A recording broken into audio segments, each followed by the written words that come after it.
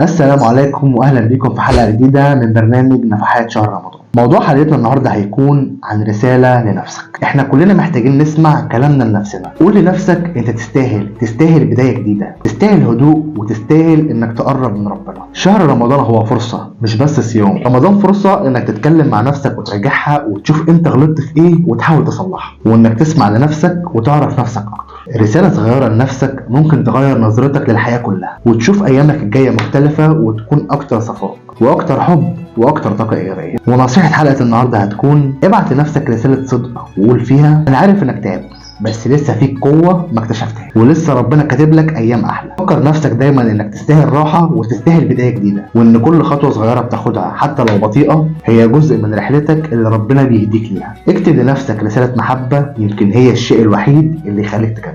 وبكده نكون وصلنا لنهاية حلقة النهاردة. انتظرونا في حلقة جديدة من برنامج نفحات شهر رمضان.